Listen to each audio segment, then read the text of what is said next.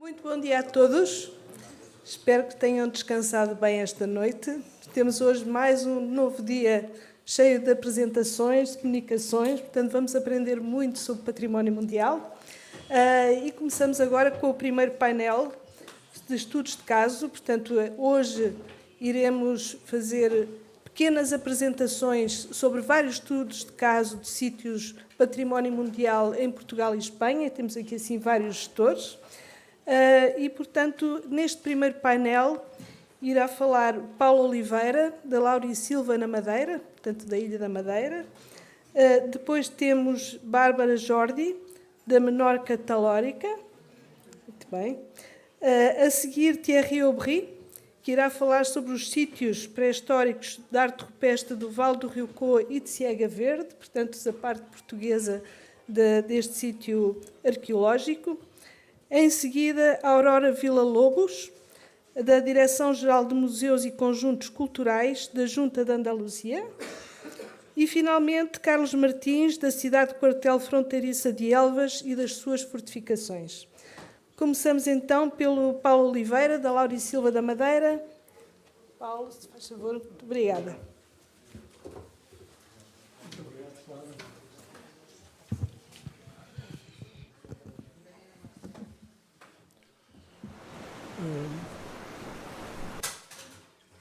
Buenos dias, bom dia a todos.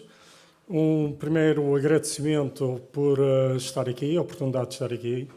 Agradecer também estes 22 anos de encontros, aqui na pessoa da doutora Rita Brasília e na pessoa da doutora Clara. Agradeço imenso a resiliência de terem mantido isto da parte portuguesa, claro, ao longo deste tempo todo. É sempre muito agradável estar aqui, ver velhos amigos, aprender e também partilhar experiências. Portanto, isto é mais um. Esperemos que durante mais 22 anos a gente continue aqui. Talvez eu não, mas os mais novos, pelo menos. Sim, senhor. Posso ter a apresentação, por favor? Parece que não. Não. Antes. Não é isto. Está-me a estragar a surpresa. Eu ontem entreguei a apresentação ontem, eram 9h30 da manhã, que era para não haver problemas. Ok, agora sim, isto sim. Bom, eu sou, fazendo uma pequena apresentação de quem eu sou, portanto, sou gestor do Bem Mundial Lauri Silva da Madeira.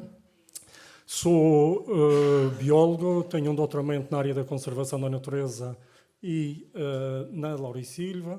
Trabalho no Instituto de Florestas e Conservação da Natureza, sou vogal do Conselho Diretivo do Governo, portanto, isto é a entidade com responsabilidades na área da conservação da natureza do Governo Regional da Madeira.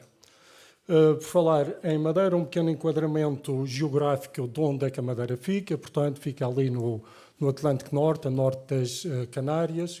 É um conjunto de pequenas ilhas, duas delas são povoadas, populadas é uma mistura do espanhol com o português, povoadas, e a ilha principal é a Ilha da Madeira, 750 km, somos 280 mil pessoas. 20% desta ilha, apesar de ser pequena, é património mundial, e a Floresta Lauri Silva. Para falar da Floresta Lauri Silva, agora sim, vou-vos mostrar um vídeo que vai ser muito mais explicativo do que aquilo que eu poderia dizer.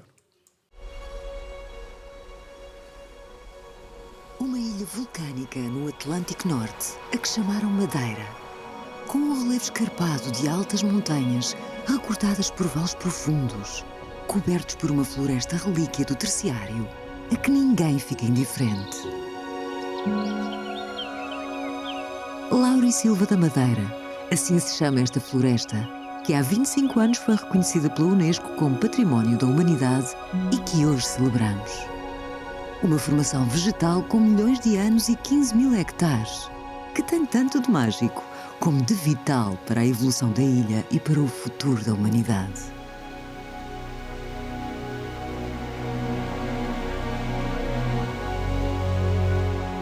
Uma floresta que moldou o povo madeirense que com ela tanto partilha e que deixa marcas indeléveis em turistas e estudiosos que a visitam durante breves períodos das suas vidas.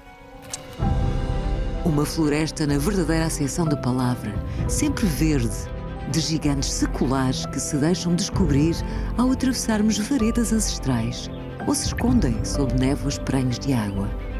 Uma floresta povoada por inúmeros animais à superfície do solo e nas copas das árvores, mas também por um mundo invisível de decompositores oculto sob o espesso tapete de folhas que forma a manta morta. Alguns dos seus seres vivos mantiveram-se iguais aos antepassados do terciário, outros evoluíram, dando origem a espécies exclusivas desta formação vegetal e únicas no mundo. Um tesouro para descobrir e guardar na memória. Deslumbrante, misteriosa quando se deixa envolver por neblinas silenciosas.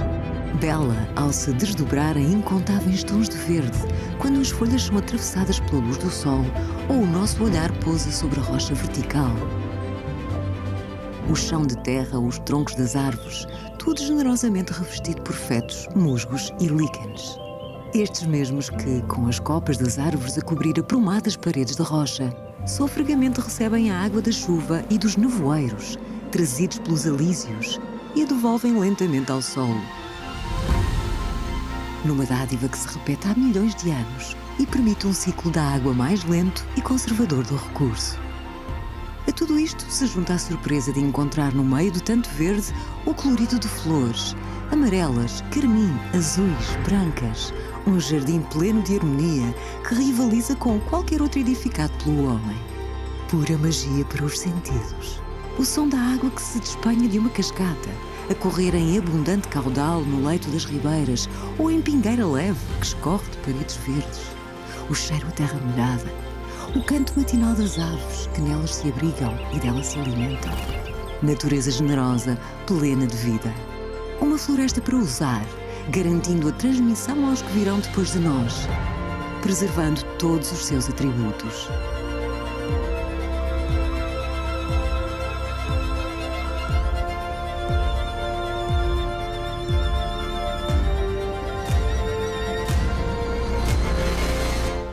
Laurisilva da Madeira. Saibamos todos conservá-la, honrando tão nobre legado, numa comunhão sustentável entre a natureza e o desenvolvimento. Bom, fazendo um pequeno resumo daquilo que nós vimos, portanto, temos uma floresta relíquia com 20 milhões de anos, ou mais de 20 milhões de anos, onde temos espécies únicas, onde temos processos ecológicos e biológicos em curso, é um laboratório vivo, é uma floresta que é produtora de água e, por isso, mas também por outras razões, é muito importante a nível socioeconómico, nomeadamente do turismo. Portanto, sem dúvida, tem um outstanding universal value. Isto é a caracterização da Laurisilva. Para gerir a Laurisilva, nós fazemos estudos, avaliações. Recentemente fizemos este plano de ação para as Laurisilvas da Macaronésia, portanto, Madeira, Canárias e Açores, e identificamos as suas ameaças, ali está ameaças, mas já vai estar corrigido, as ameaças e as pressões que existem sobre a Laurisilva para os 3 arquipélagos. Para a Madeira, não surpreendentemente, à cabeça aparecem as alterações climáticas com uma maior pressão e as espécies invasoras. Nós hoje vamos nos concentrar nas alterações climáticas, começando por ver que efeito é que as alterações climáticas têm nos ecossistemas florestais. Em primeiro lugar, quebra os equilíbrios, aquele equilíbrio que vimos no vídeo.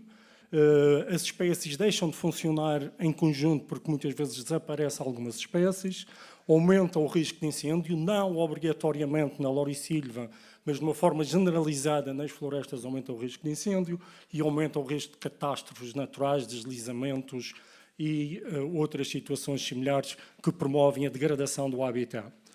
Mas hoje vamos nos concentrar nos riscos de incêndio. Um colega meu fez uma avaliação dos incêndios os grandes incêndios que tivemos na Madeira desde que o homem chegou, e podemos ver que de 2010 para cá, aqui temos 1977, 2010 para cá, os grandes eventos de incêndios têm-se aproximado. Faço uma nota, não obrigatoriamente na Floresta Lorisilva, e já vamos ver isso. Floresta Lorisilva, nós vimos, é uma floresta úmida que tem muita resiliência ao fogo. Mas o que quer dizer? Mas não deixa de arder. Aqui temos, de 2010, nestes gráficos, 2010 a 2024, a área ardida a azul, e a boa notícia, ou a notícia menos má, é a área de Lorisilva que ardeu, são estes pequenos pontos aqui a verde. Portanto, são áreas relativamente residuais no seu todo. Mas já vamos perceber uma coisa aqui que tem a ver com que áreas de Lorisilva que arderam. Antes de passar a mostrar que áreas de Lorisilva arderam, e porque o próximo mapa que eu vou mostrar é um pouco confuso, vou fazer este de introdução. Portanto, isto é a área de Lorisilva, na Madeira. A azul temos a área tampão, portanto, a área que tem a função de receber os impactos. Esta é o mapa dos incêndios na Madeira, portanto, nós temos aqui a verde a Lorisilva, que eu acabei de mostrar para referência, e tudo isto são os incêndios que fomos tendo ao longo dos anos, desde 2010 até 2024.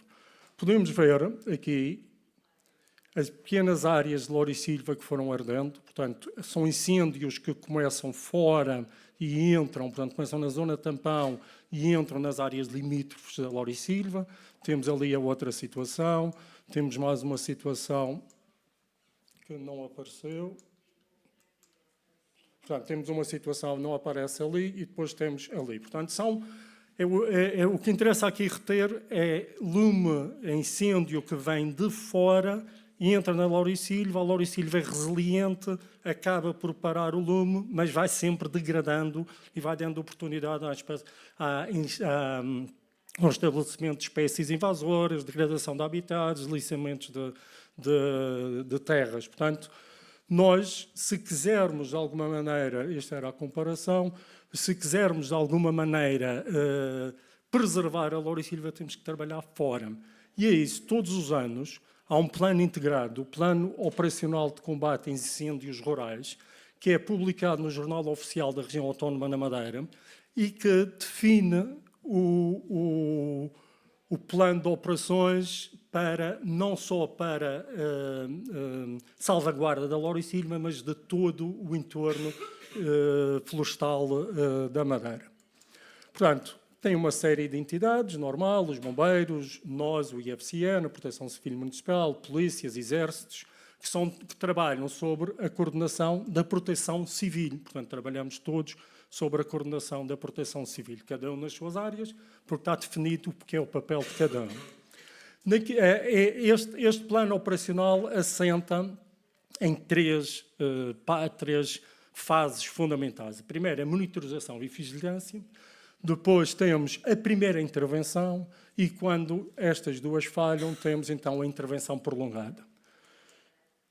O que me interessa aqui hoje é esta, porque é aquela onde nós temos o nosso maior intervenção, e também porque há uma grande verdade, que é um grande incêndio se extingue com 10 litros de água. Portanto, isto, se nós trabalharmos bem aqui, com 10 litros de água, extinguimos um grande incêndio.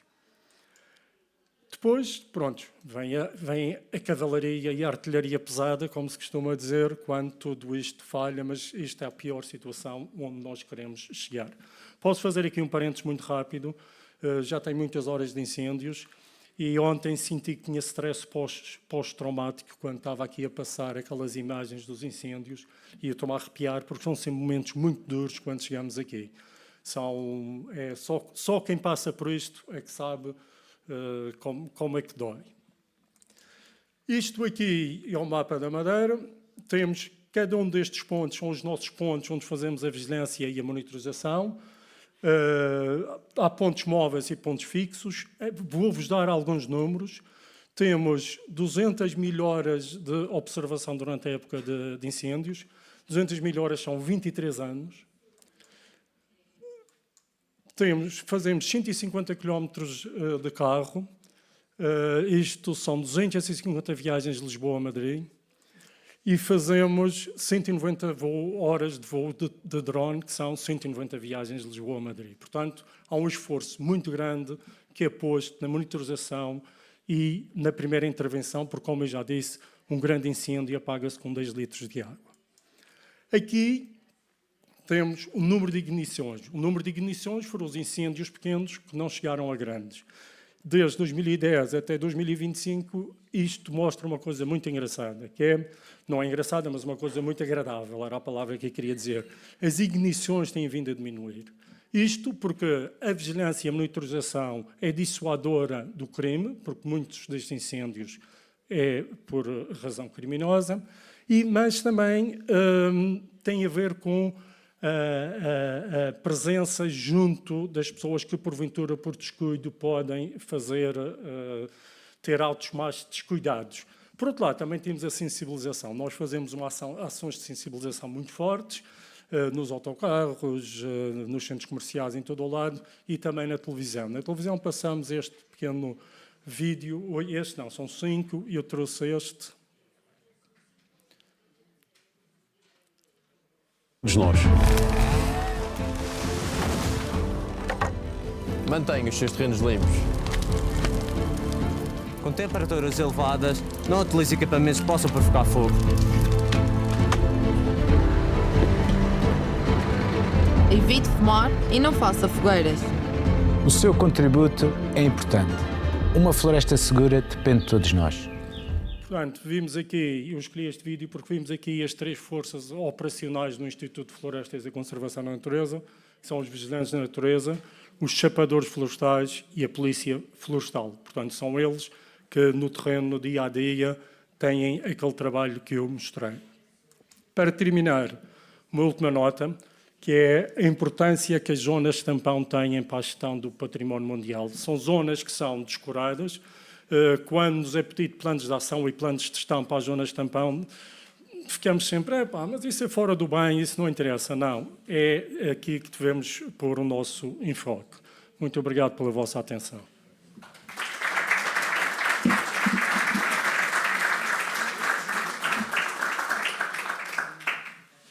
Muito obrigada, Paulo, por esta excelente apresentação e também por manter o nosso tempo. Estas apresentações de estudos de caso pretendem ser curtas, portanto, entre 10 e 15 minutos, para nós podermos apresentar tudo aquilo que queremos hoje e para que todos possam também falar e poder haver também algum debate e algumas perguntas e respostas. Mantemos aqui assim nas ilhas e, portanto, passamos agora a Menorca Talórica e Bárbara Jordi irá apresentar a sua estratégia de gestão de riscos e o plano de adaptação às alterações climáticas e mitigação dos seus efeitos. Obrigada.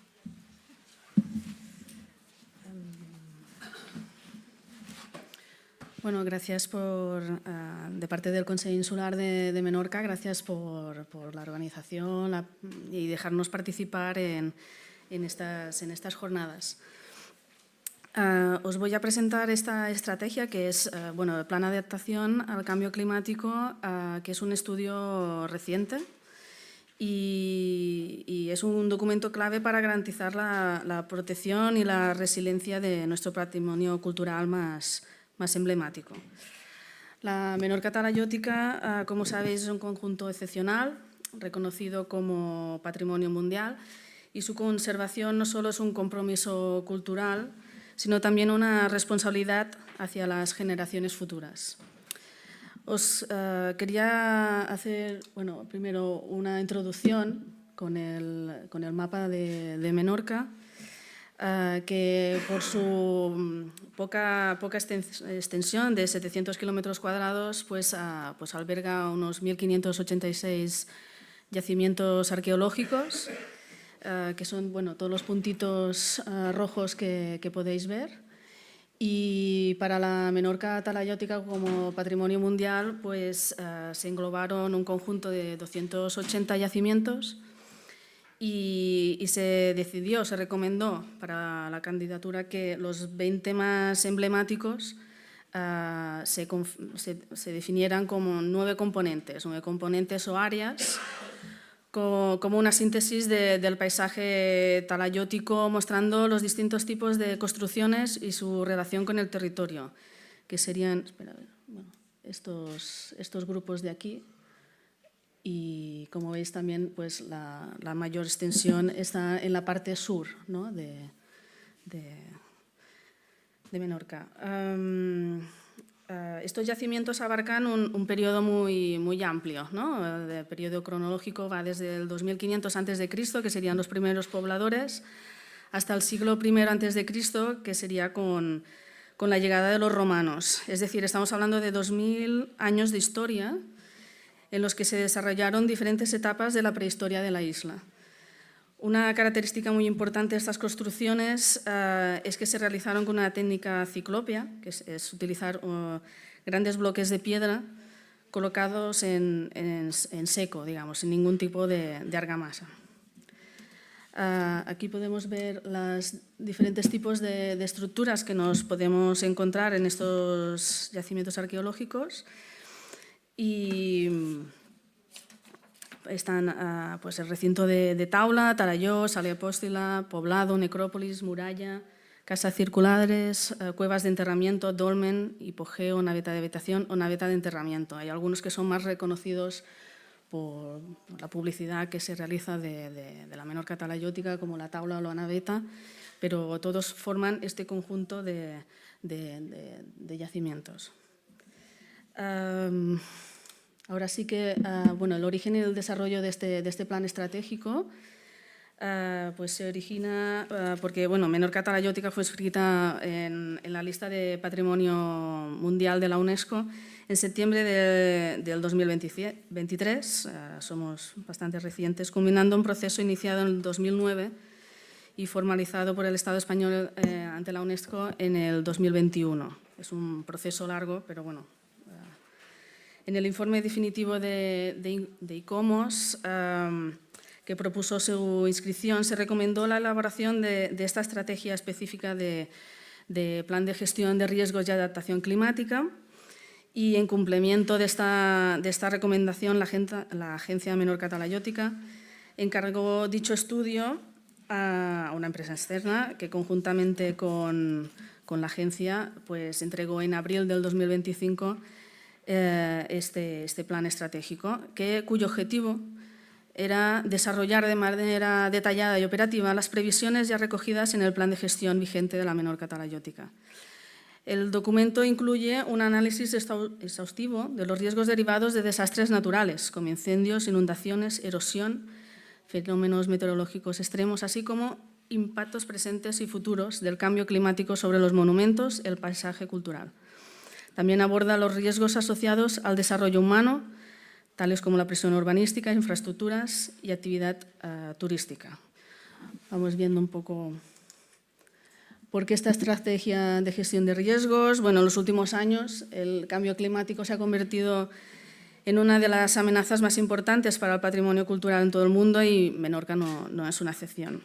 Estamos viendo temperaturas altas, lluvias torrenciales más irregulares, veranos más largos y sequías más intensas, un aumento progresivo del nivel del mar y fenómenos meteorológicos extremos cada vez más frecuentes.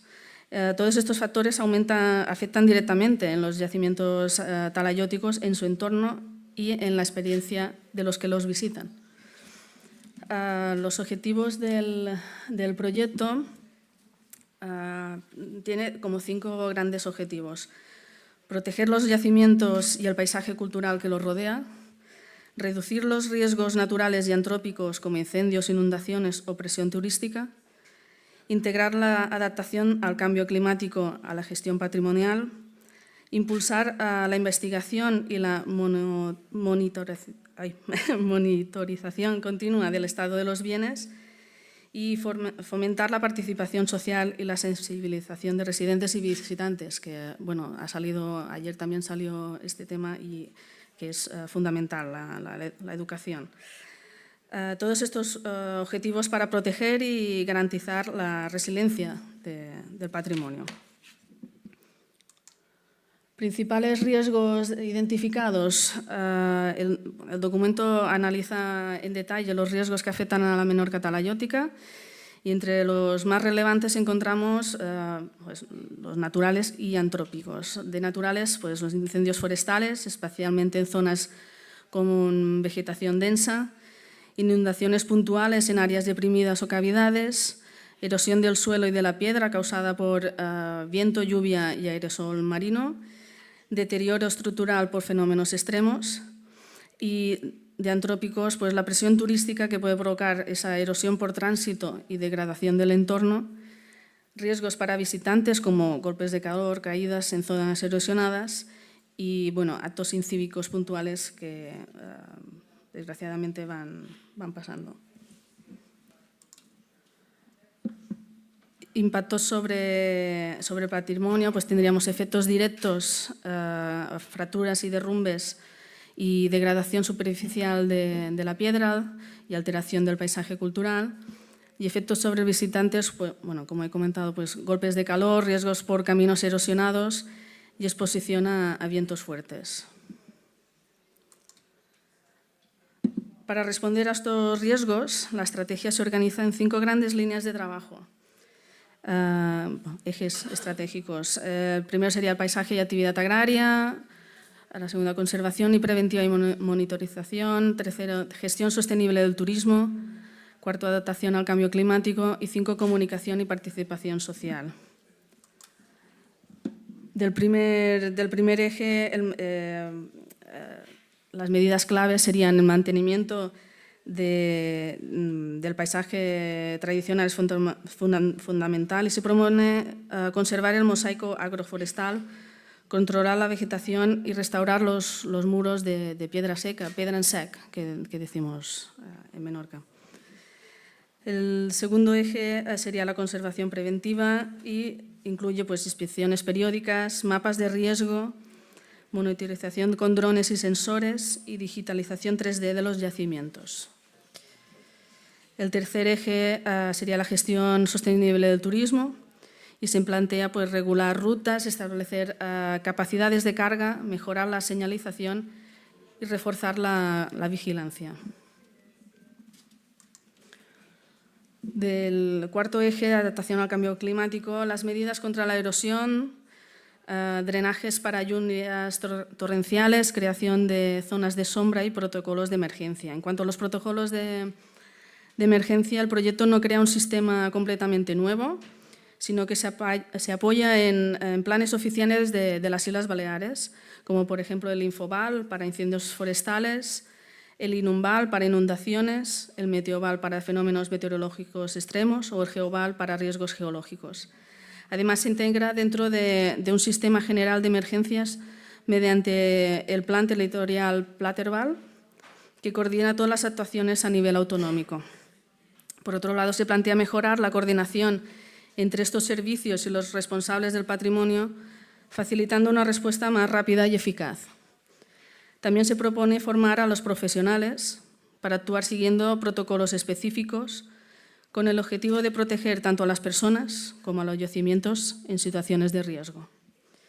Y el quinto eje, comunicación y participación, con campañas de sensibilización, formación para profesionales y colaboración con propietarios y comunidades locales, que es primordial. Resultados esperados con esta estrategia. Se espera aumentar la resiliencia de los yacimientos frente al cambio climático, reducir significativamente los riesgos ambientales, mejorar la experiencia de visita y la seguridad de los usuarios, preservar el paisaje cultural que da identidad a la isla e implicar a la comunidad en la protección del patrimonio. Y como conclusión, como no tengo mucho tiempo más, en definitiva, la Menorca talayótica, reconocida como Patrimonio Mundial desde 2023, constituye un conjunto excepcional de gran valor histórico y cultural.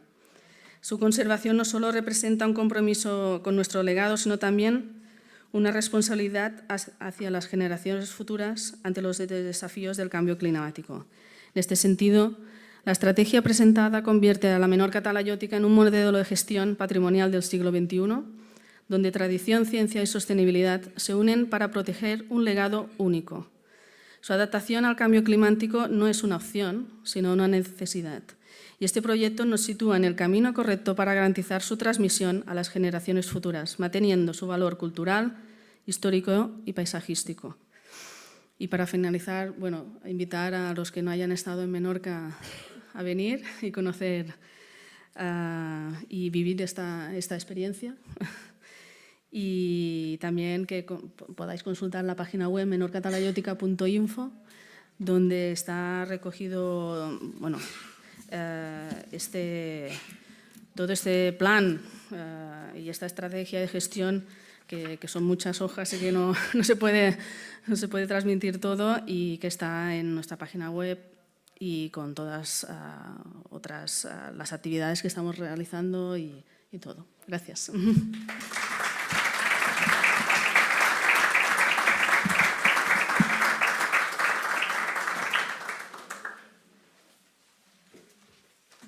Muito obrigada, Bárbara, por esta excelente apresentação e pelo convite para visitarmos a Menorca Talaiotica. E pelo menos fiquei cheia de vontade de visitar a ilha.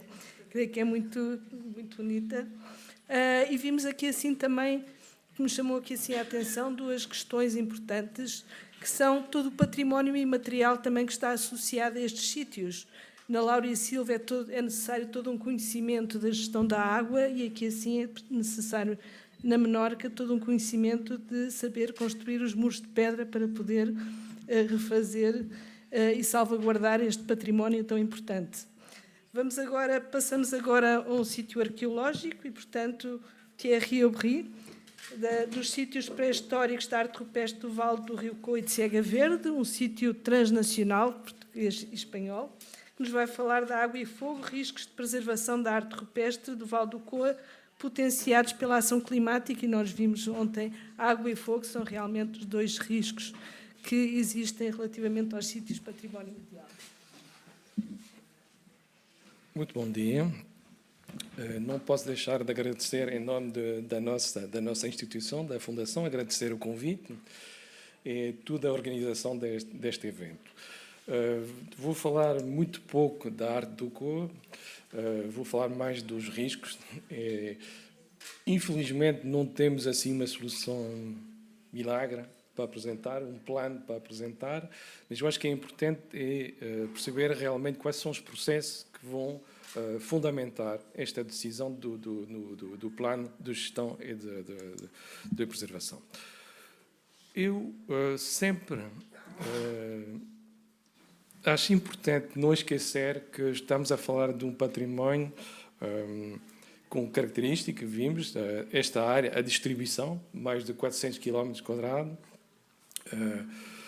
1.500 rochas, num território, sobretudo num suporte geológico muito específico. Então, temos esta história que devemos conhecer quando vamos tomar a decisão de conservação, mas também temos uma sorte, é que temos o conhecimento da arqueologia. E a arqueologia demonstra que os fenómenos de degradação destas rochas não é recente, e como foram gravadas algumas há mais de 30 mil anos, tiveram várias fases em relação com riscos, com alterações climáticas, que eram outras, que eram mais frio, mas que são importantes, e que tiveram um impacto direto que podemos medir quando estamos a escavar e quando estamos a estudar esta arte rupestre. Numa história mais recente que temos aqui, do século passado, mas muito mais recente, entre 1991, que é o momento de descoberta da arte, num contexto da construção de uma barragem, que é também uma coisa completamente distinta de muitos casos do património mundial, até hoje, destaquei 3 datas. Uma, 99, fim de 1999, 2000, com a suspensão dos planos diretórios municipais da área, que vai ser classificado como o Parque Arqueológico do Vale do Coa. Uma primeira tentativa, em 2005, de criação de um plano de ordenamento do Parque Arqueológico. E só em 2020, uma segunda tentativa, que está em curso, do Programa Especial do Parque Arqueológico do Vale do Coa. Outra data importante é 2017, com os estatutos da Fundação. A Fundação que vai juntar as funções e as missões de duas instituições, o Parque Arqueológico e o museu, vai juntar o museu e o Parque Arqueológico, com estas três componentes que eu acho que são importantes, que onde está a questão da conservação, mas também entra o estudo, a investigação e a sua divulgação para o grande público. Temos um documento antigo, 1997, que é o primeiro relatório de conservação do Stanley Price, onde temos definido quais são as ameaças, ele vai definir quais são as principais ameaças que estão essencialmente relacionadas com a questão das visitas, da abertura do sítio, a estabilidade dos maciços rochosos, é verdade, mas também sobre a abertura ao público do sítio de arte rupestre. Acho também interessante, ao longo do tempo, neste processo de evolução da análise dos riscos, da vulnerabilidade e dos riscos, temos uma ruptura importante que é entre 1995 e 96, que está relacionado com a decisão de acabar a construção da barragem, quer dizer que a questão da submersão das rochas vai ser esquecida e só vai reaparecer no fim deste processo. E vamos ver porquê. Quais são, acho que falaram ontem, vamos falar muitas vezes, desta questão dos impactos diretos e da questão das mudanças climáticas. Isto é fundamental e toda a gente que está realmente a acompanhar o sítio Património Mundial vê que tem um impacto direto. Em relação com vou para trás, fui um bocadinho mais. Com as temperaturas, precipitações, não vamos entrar no pormenor, não temos tempo, mas são os dois critérios mais importantes, e impactos indiretos, que vai condicionar realmente o ambiente, o contexto físico deste património cultural.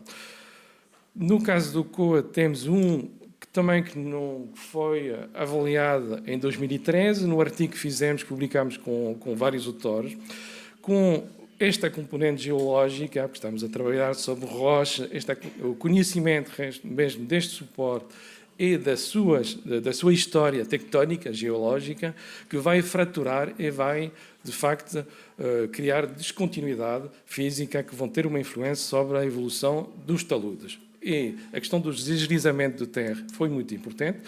E nos últimos eventos de precipitação concentrada que tivemos no início deste ano de 2026, foi possível constatar deslizamento importante que nunca foram observados desta amplitude, neste caso num sítio, no local a menos de 100 metros de um dos sítios classificados de arte rupestre. Outra questão que é essencial é a questão das cheias. Cheias que não são cheias naturais, que foram influenciadas pela construção da ensecadeira estas pequenas barragens estão construídas antes da construção do projeto de barragem do Baixo Coa, que temos aqui, devia aparecer. Pronto, estas ensecadeiras que foram calculadas em função do conhecimento do momento, quer dizer que isto foram calculadas em função das cheias centenais do momento do conhecimento da construção de 1991, que neste momento não são válidas. Eu acho que isto é importante porque estamos muitas vezes, quando estamos a falar das cheias, dos eventos de precipitação concentrada e de estudo de missões que são com engenheiros, acho que devia entrar a componente dos geólogos, dos arqueólogos, para ter uma visão um bocadinho mais ampla do problema.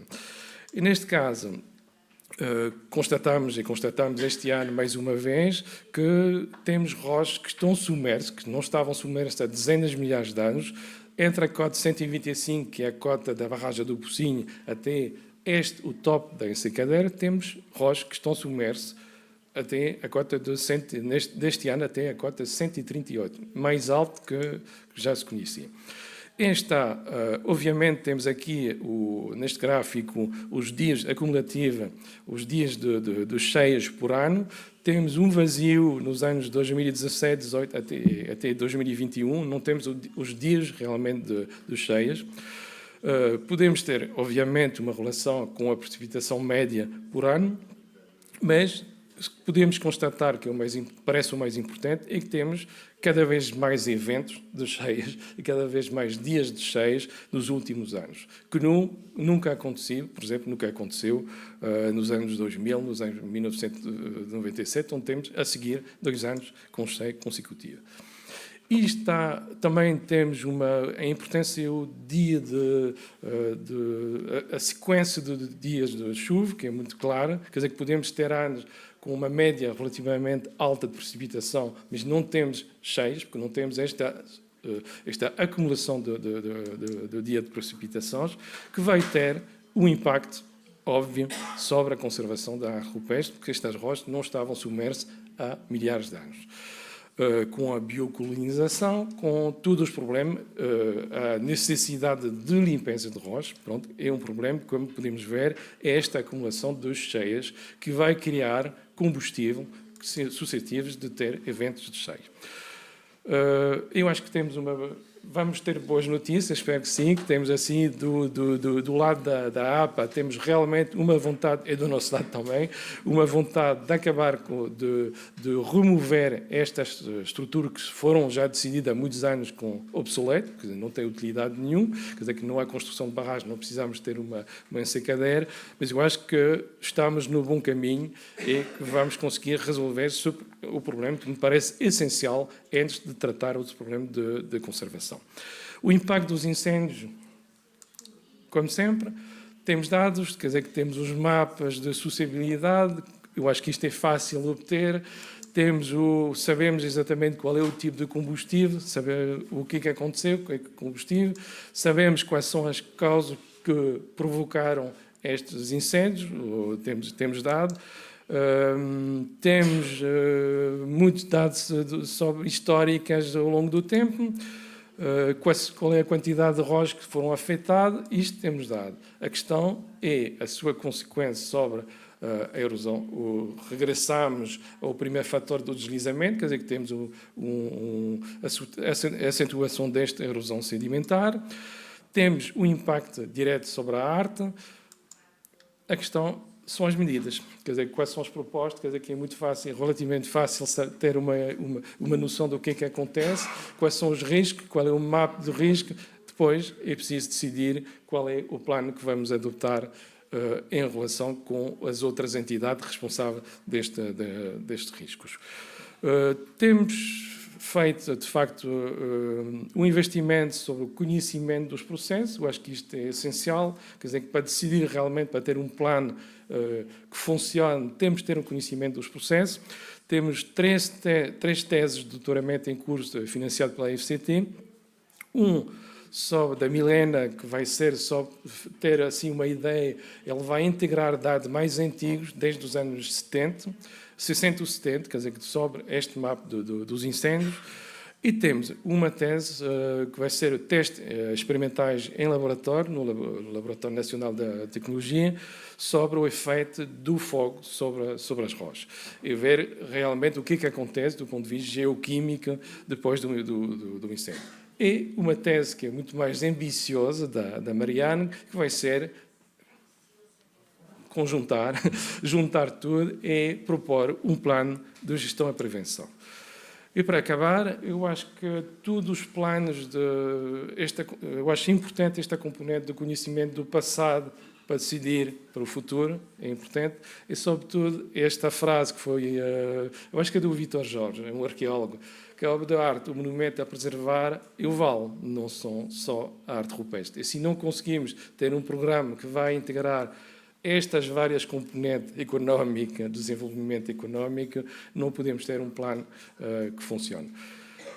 Espero que vai ser o plano especial do Parque Arqueológico, o PEPA, nosso PEPA, vai ajudar neste sentido de ter realmente uma ações integradas dentro de um plano estratégico. Eu agradeço a vossa atenção e espero não ter ultrapassado. Obrigado.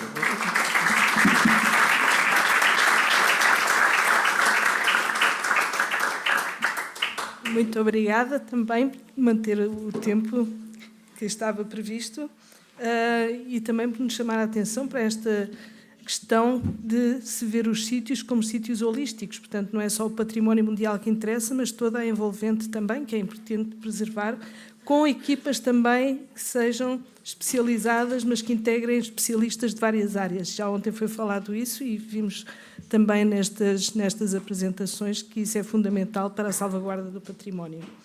E passamos agora à Aurora Villa-Lobos, da Direção-Geral de Museus e Conjuntos Culturais da Junta de Andaluzia, que nos irá falar da estratégia de institucionalização e planificação da salvaguarda na Andaluzia.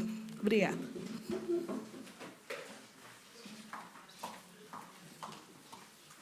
Obrigada. Buenos días, buen día. En primer lugar, muy agradecido desde Andalucía de poder participar en este foro, gracias al Ministerio de Cultura, a su subdirección y, por supuesto, también a la Junta de Castilla y León y a la Fundación que nos ha acogido de esta manera en un foro tan magnífico. La experiencia que voy a trasladar no se trata de un caso concreto, de un yacimiento, sino de esa estrategia, de qué manera queremos abordar en Andalucía las cuestiones de gestiones de riesgo y de salvaguarda, por supuesto, para nuestros patrimonios mundiales, pero también para esas otras instituciones que también se hacen cargo de tutelar nuestro patrimonio cultural. Somos conscientes que, evidentemente, un patrimonio mundial tiene un valor universal excepcional que hace que tengamos que tener un especial cuidado en todas nuestras actuaciones, pero yo creo que el elemento que más nos significa es que tenemos que ser un referente de buenas prácticas para el resto de instituciones que gestionan un patrimonio que a lo mejor no tiene esa relevancia, pero que para las comunidades es muy importante. En ese sentido, vengo a trasladar, por lo tanto, este planteamiento, pues que parte primero de un concepto del patrimonio cultural andaluz, en el que como gestores y responsables de su tutela no solamente tenemos que cuidarlo, que es nuestra responsabilidad, sino que también tenemos que ser conscientes en un ámbito de salvaguarda de que el patrimonio también es un elemento de cohesión social y que nos cuida en situaciones de emergencia. Todos los estudios coinciden en que es un factor muy importante de resiliencia en esa fase de recuperación que suele ser tan larga, tan tediosa, tan dura, de manera que, bueno, pues que en este foro tan especializado sí queríamos trasladar este enfoque de que el patrimonio no solamente nos corresponde cuidarlo, sino que él nos cuida a nosotros. En este sentido, en este primer mapa de presentación, quería trasladar también a nuestros hermanos portugueses y al resto de compañeros gestores cuál es la intensidad y la amplitud del patrimonio cultural andaluz, que no solamente es amplio en territorio, en número, sino también en cronología, en tipología, en distintos valores. Y bueno, pues algunos números que nos ponen de manifiesto como ese patrimonio inmueble, pues se lo constituyen casi 6.000 edificios, de los cuales casi 3.000 son monumentos y en torno a 600 zonas arqueológicas. Evidentemente no pueden ser 6.000 espacios visitables, pero sí que tenemos la responsabilidad en todos ellos, pues de protegerlos como mínimo, de conocerlos y bueno, pues de conservarlo. En cuanto al patrimonio mueble, también los datos nos aportan una cifra de en torno a 30.000 bienes muebles, en los que es muy relevante considerar aquellos que están integrados en bienes inmuebles, por lo tanto tienen ya también una cobertura que les permite pues, trabajar de manera solidaria en todos los ámbitos de la tutela, pero también hay una cifra muy similar, otros 15.000, que no están vinculados a ningún inmueble, que se encuentran pues, en ámbitos privados, en zonas conventuales, en residencias, en museos locales, de manera que también son muy diferentes el abordaje de la salvaguarda en este tipo de modelos de gestión. El patrimonio mundial en Andalucía, como bien saben, lo constituyen 8 bienes de carácter material desde el año 84, esa primera declaración del Centro Histórico de Córdoba en el que se inserta nuestra querida mezquita catedral, hasta el año 2018, la más reciente, con la ciudad califal de Medina Zahara. También hay un patrimonio cultural inmaterial que considero que es muy importante, bueno, evidentemente es muy importante, pero que considero que resulta muy significativo, que siempre son candidaturas que son compartidas con otras comunidades, creo que es un valor añadido. Está también la técnica de la piedra seca, de la que también hemos visto un magnífico ejemplo en la menorca talayótica. Y creo que es importante que seamos conscientes que aunque no gestionemos directamente estos patrimonios inmateriales, sí tienen relevancia en nuestro patrimonio material, puesto que están en nuestros paisajes, están en nuestros modos de vida, en nuestras formas de expresión, nuestros saberes tradicionales. Y eso, de una manera u otra, también influye en el resto de nuestro patrimonio cultural y específicamente en la gestión de nuestros otros patrimonios mundiales.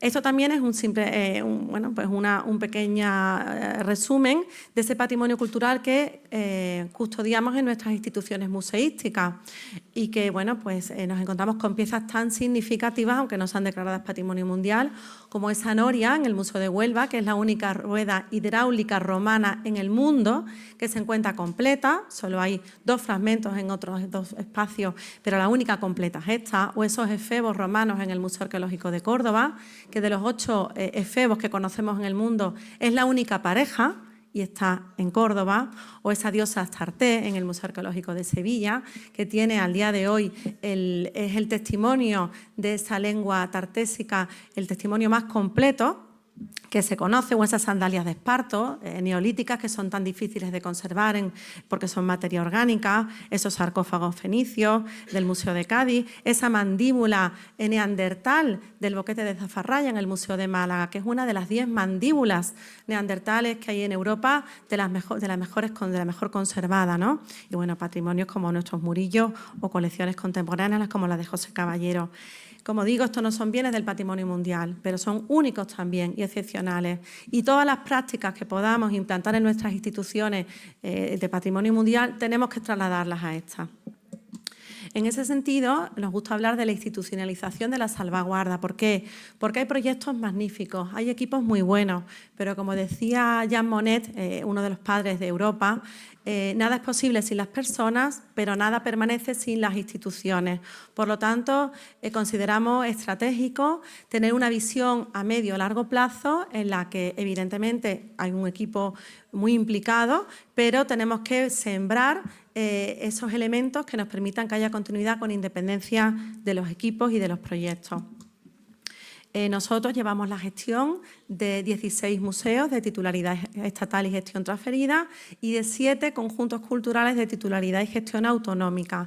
En esa diversidad también, dentro de ella, pues tenemos 2 conjuntos arqueológicos, que son el de los Dólmenes de Antequera y el de Medina Zahara, que específicamente funcionan como centros gestores de imaginar esos tiempos frenéticos de la gestión diaria con miles de cuestiones que no siempre son lo especializadas o lo afortunadas que quisiéramos, y luego con esas cuestiones a medio y largo plazo que es inevitable y que es nuestra responsabilidad abordarlas, y para eso también tenemos que contar con los profesionales. Tenemos muchos expertos en la casa, funcionarios públicos, muchos de ellos doctores, muy vocacional, pero es verdad que tenemos gente muy buena, profesionales y del mundo académico, que nos pueden aportar una gran información.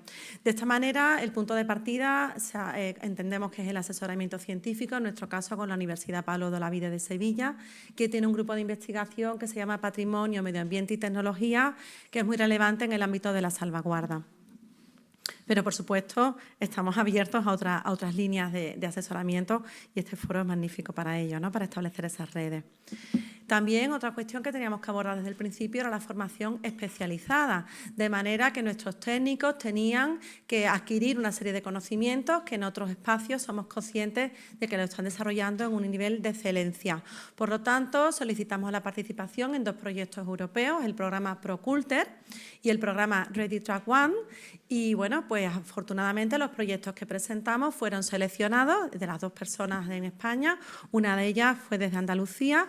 En el caso del proyecto Ready Track One, la conservadora del patrimonio arqueológico y arqueóloga Julia Erce, y en el caso del proyecto ProCulter, el arqueólogo y conservador de museo Francisco Alvarado, que han supuesto pues, el poder establecer un primer grupo de trabajo también en el seno de la Consejería de Cultura. A partir de aquí, podemos empezar a hablar de una propuesta de innovación en el servicio público. Como ustedes saben, no se innova solamente con la tecnología o no se innova solamente proporcionando nuevos productos, sino también mejorando el servicio, implementando otros enfoques y otras metodologías. Y ahí el punto de partida para nosotros, algo que fuera viable, que pudiéramos abordar desde nuestro ámbito de competencia, fue el comenzar a elaborar un plan de salvaguarda en el conjunto arqueológico de los dólmenes de Antequera.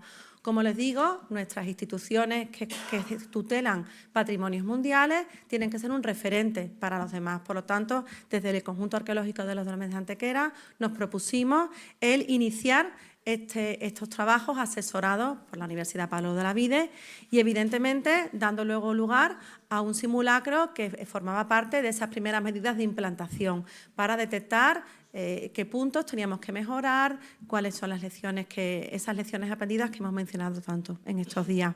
Este simulacro tuvo la singularidad de que se realizó en un yacimiento de patrimonio mundial, de forma que colaboraron con nosotros no solamente bomberos, protección civil, los cuerpos de seguridad, sino que implicamos en este escenario a esa comunidad que es vecina de nuestro yacimiento, como es un instituto y un centro de mayores. Hicimos el simulacro conjuntamente con ellos, porque también con ellos pues, planteamos actividades de difusión o planteamos otro tipo de estrategias y aquí tenían que formar ellos parte, ¿no? De manera que fue una manera también de sensibilizar a toda la población en cuanto no solo a la relevancia de nuestro patrimonio, sino a la necesidad de estar preparados para estas situaciones que cuando vienen, pues evidentemente, no solamente las medidas de prevención que podamos aplicar, sino pues la entereza, la capacidad de coordinación, todo eso se puede practicar y mejora muchísimo, minimiza los impactos. Hemos tenido también otra experiencia que ha sido un simulacro de maremoto en el Museo de Cádiz, que hemos hecho pues también a una escala mayor, también con otros escenarios. Nosotros éramos uno de los 5 escenarios que se pusieron en marcha y aquí pues se atendió en ambos casos a las colecciones muebles, tanto muebles como inmuebles, tanto in situ, o sea, tanto cuestiones de protección in situ como de evacuación. Otro factor que siempre se menciona es el de las tecnologías, ¿no? Ya ese sistema de alerta masiva pues se sigue ya está implantado, digamos que es algo que la población ya lo conoce y por lo tanto pues nos genera una inquietud, pero hay también otros campos en el ámbito de la gestión que nos pueden ayudar con programas como del que hicimos uso en este simulacro en Antequera, que nos permitía tener en todo momento la trazabilidad de dónde se encontraban los bienes en esa situación de emergencia.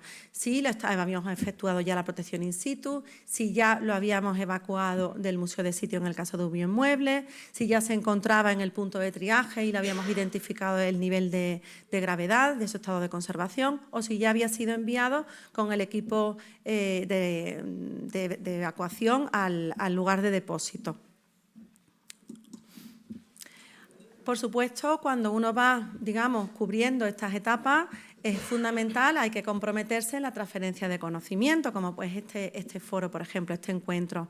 Pero también no solamente recibimos la formación, sino que nos sentimos comprometidos a impartirla al resto de técnicos, puesto que solo han ido 2 técnicos de la Dirección General a esta formación especializada, impartirla al resto de compañeros de las instituciones, impartirla también a los museos locales, porque nosotros tenemos una red de museos, como imagino que todas las comunidades, y en la que, bueno, muchas veces piden créditos, piden presupuestos, pero creo que es muy importante ese asesoramiento, ese apoyo, que eso sí que se da todos los días y que evidentemente pues, permite que hagamos redes y que luego a partir de ahí pues, surgen otras experiencias como depósitos para que los expongan en sus museos locales o como itinerancias de exposiciones temporales, pero el punto de partida lo que nos une es esa transferencia. En este caso hemos impartido ya 2 cursos especializados en materia de salvaguarda, uno el año pasado en Antequera, precisamente en torno a la experiencia del simulacro de bienes culturales en el sitio de los dólmenes de Antequera, Y luego un segundo curso del que hemos venido del tirón esta semana, desde Cádiz hasta Las Médulas, en el que de nuevo hemos convocado no solamente a los conservadores de museos y del patrimonio de la Consejería de Cultura y Deportes, sino a los museos locales y a personal de protección civil, de emergencia, de bomberos, de cuerpos de seguridad del Estado. Cursos muy prácticos porque evidentemente el nivel de los ponentes es muy alto, pero nos interesa que el nivel del alumnado también lo sea, porque en esa parte práctica en la que, pues, por ejemplo, poníamos a prueba cómo organizar los equipos, con qué organigrama.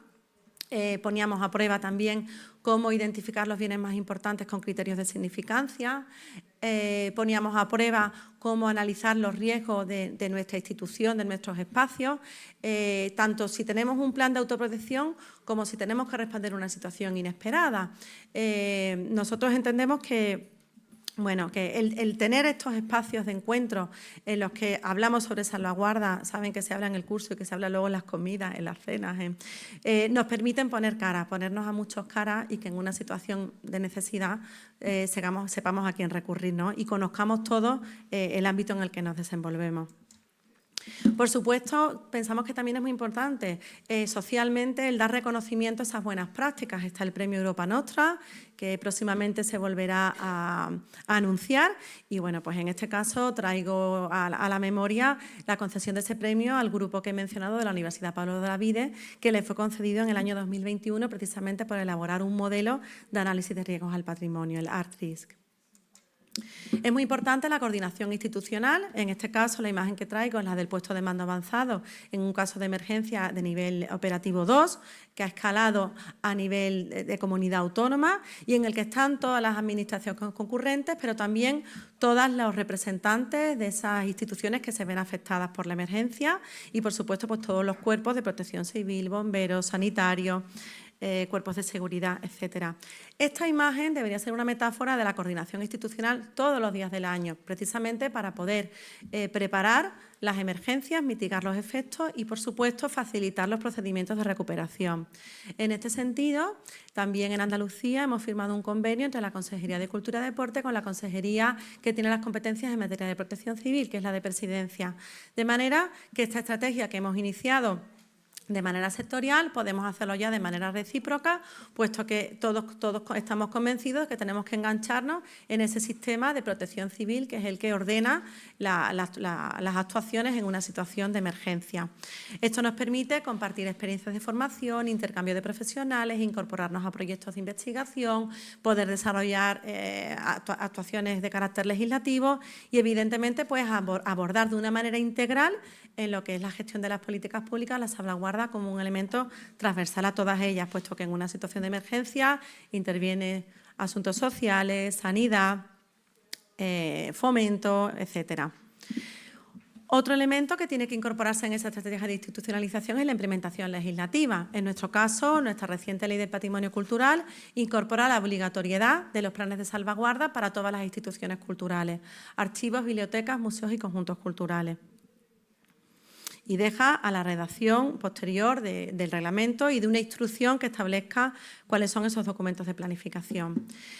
Y, por último, la integración en la planificación museística es muy importante. La salvaguarda no es algo que solamente nos interesa cuando sucede la emergencia o no es algo que solamente se considera en determinadas situaciones o determinadas instituciones, sino que tiene que estar implicada en la gestión cotidiana, porque hay pequeñas actuaciones que podemos ir abordando y que tendremos el magnífico ejemplo de la Mezquita de Córdoba, esa continuidad, esa sistematicidad, esa integración en la gestión diaria, la que nos da la garantía de que los protocolos están interiorizados y de que los equipos conocen perfectamente lo que hay que hacer.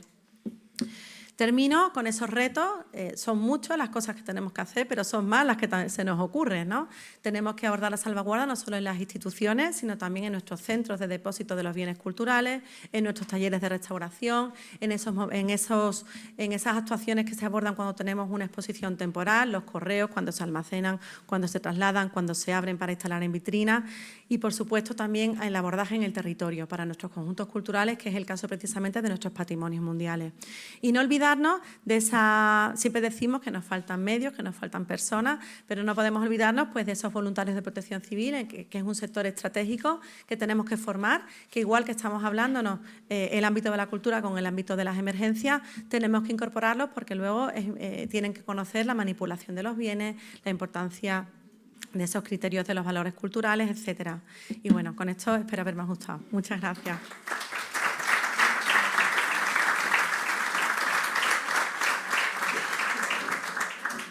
Muito obrigada, Aurora, por esta apresentação tão abrangente. E foi muito importante esta questão, porque todos nós sabemos que os bens móveis não são abrangidos pela Convenção do Património Mundial, mas, no entanto, há muitos sítios património mundial que incluem bens móveis também. E, portanto, é muitíssimo importante haver esta estratégia de haver um plano de salvaguarda que una os bens móveis e imóveis e, portanto, que possa abranger todos estes bens. Muito obrigada. E passamos, então, ao Carlos Martins, da cidade quartel fronteiriça de Elvas e suas fortificações, que nos vai falar da estratégia de recuperação de património monumental e urbano do Forte da Graça, que é um dos componentes do sítio Património Mundial. Muito bom dia a todas e todos. Buenos dias a todas e todos. E já também bom dia a tothom.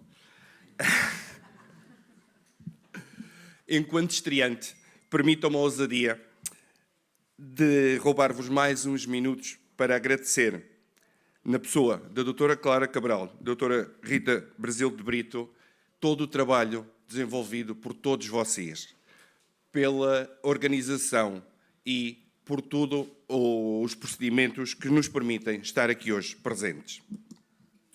Dito isto, e sem mais demora, falemos então do tema da apresentação de Elvas, Estratégia de Recuperação de Património Monumental e Urbano do Forte da Graça ao Centro Histórico.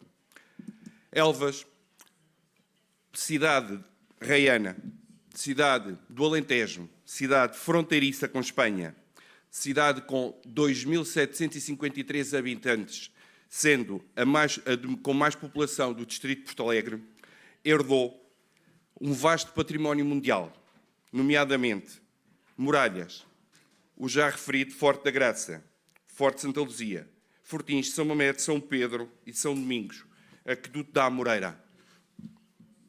Todo este património levou a que pudesse ser classificada como património da Unesco em 2012, tendo aproximadamente 10 km de muralhas, numa área total de proteção de 690 hectares. Todo este objetivo foi conseguido com uma estratégia pré-classificação, em que houve uma intenção clara de sinalização, estudo, inventariação, reabilitação, uso e monitorização de vários monumentos, nomeadamente muralhas seiscentistas, Forte Santa Luzia, cemitérios ingleses, a antiga Casa das Barcas, hoje reconvertida em mercado municipal, os antigos quartéis de São Martinho, ateliês de artesanato, Fonte de São Lourenço, antigo convento de São Francisco, atual arquivo municipal, antigo Hospital da Misericórdia, Museu de Arte Contemporânea de Elvas, que alberga a coleção António Cachola,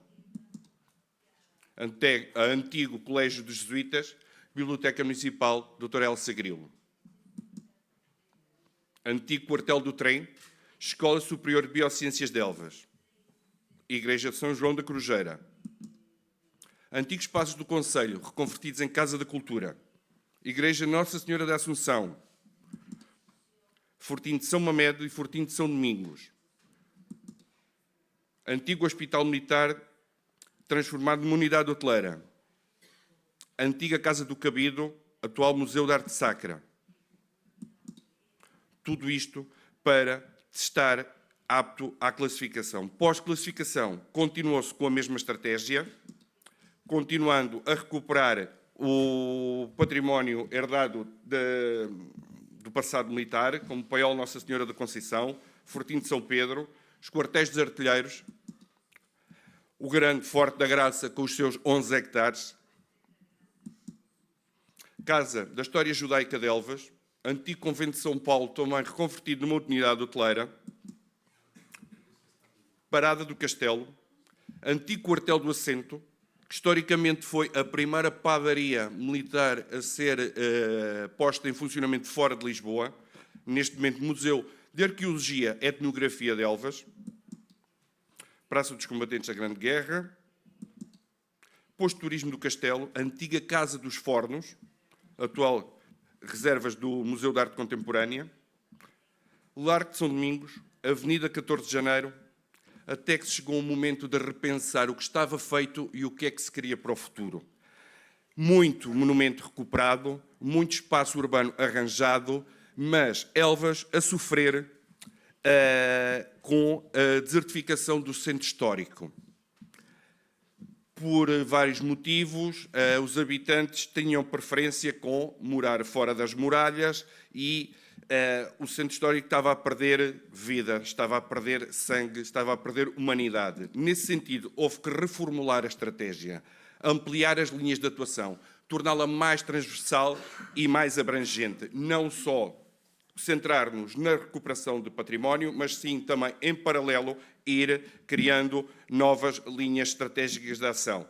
Continuou-se, sim, com a recuperação patrimonial, a captação de investimentos para atrair turismo, como a fixação de mais unidades hoteleiras, residência de estudantes, um antigo lagar de azeite da história da cidade, que muito vinculada às agroalimentares, transformada em residência de estudantes, antiga maternidade transformada na sede da Banda 14 de Janeiro, continuar paulatinamente com a reabilitação e recuperação do aqueduto da Amoreira, alteamento e uniformização das calçadas para tornar a cidade mais cómoda, mais acessível e também mais cómoda para o turismo. Como já tinha referido, e para colmatar o problema da desertificação do centro histórico, lançou-se uma linha de ação de aquisição por parte do município de prédios no centro histórico.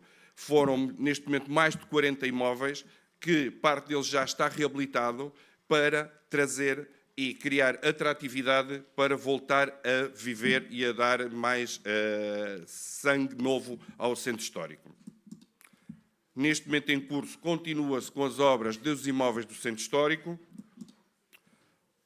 Paiol de Santa Bárbara para o futuro centro interpretativo da Batalha das Linhas de Elvas, Castelo de Elvas, que com as intempéries dos primeiros meses deste ano, sofreu bastante com as chuvas, continuar com a uniformização das calçadas e o alteamento das faixas de rodagem para tentar ser uma cidade o mais acessível possível. Dito isto, muito obrigado, muitas gracias e muitas gracias.